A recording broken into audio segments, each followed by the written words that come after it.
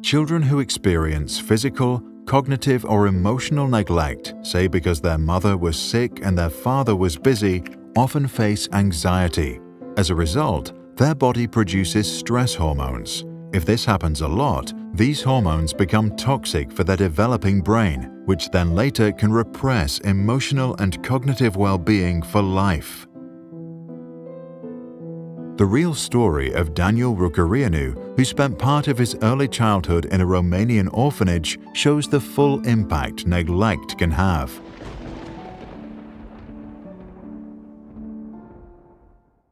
The story began in 1966 when Romania's then leader Nicolae Ceausescu wanted to make his country a world powerhouse and came up with laws to increase the country's population.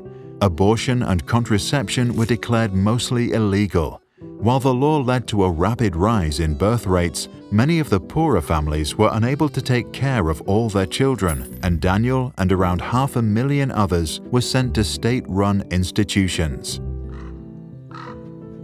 In most orphanages, there were no toys, no books, or anything else to stimulate cognitive development. Many kids just stared at the bare ceilings, waiting for their next meal. Due to the lack of human contact, some babies developed strategies for self-stimulation, such as rocking back and forth. The cognitive neglect often led to lower IQ scores, delayed language development, and a lack of creative thinking. This happens because our brains build connections with every new experience and stimulation. If there are no rich experiences during the first years of life, the period in which the brain develops the fastest, children cannot build the foundations necessary for optimal future learning. They miss out for life.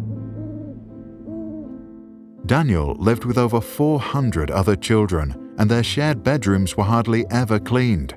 The meals were mostly tiny portions of boiled cabbage, which the staff would sometimes steal to eat themselves. Some supervisors used violence to control the orphans.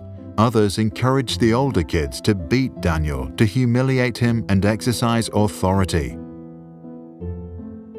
The consequences of physical neglect and lack of basic nutrients caused most orphans to suffer from stunted growth.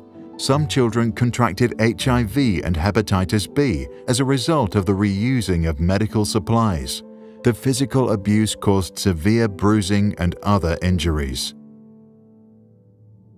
The overworked and undertrained staff hardly ever soothed the crying children. In fact, they barely spent any time with Daniel at all. Some children were left completely alone with their worries.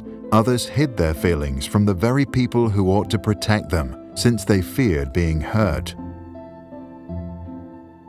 Emotional neglect and anxiety lead to an excessive production of the stress hormones known as adrenaline and cortisol, which is like poison for the developing brain. But the experience also distorted the children's understanding of love and human relationships. They learned to trust nobody, and as adults often suffered from depression, insomnia, and social anxiety. When Ceausescu's regime was eventually overthrown and the conditions inside the orphanage were shown on television, researchers from around the world came to examine the nameless children. MRI scans later showed that some had smaller volumes of brain mass. The resulting research made a strong case that not only is nutrition vital to a child's development, but so is human contact. To help the children, a large number were adopted into foreign families. But even after being adopted, many had problems forming loving bonds to their new parents. This aligns with the attachment theory and the notion that a child needs to establish a loving relationship with at least one primary caregiver early in life. Daniel was quite lucky with his family.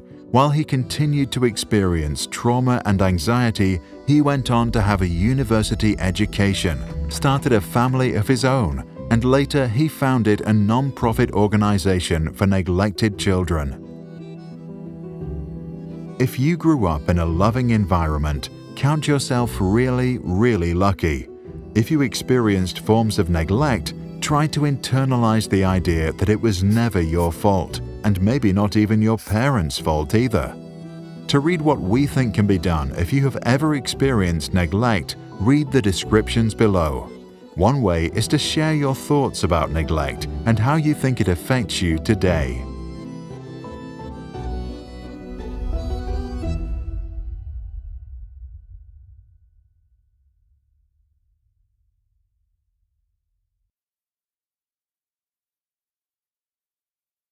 This and all other Sprouts videos are licensed under Creative Commons.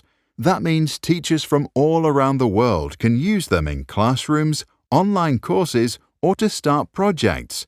And today, thousands already do. To learn how it works and download this video without ads or background music, check out our website or read the description below.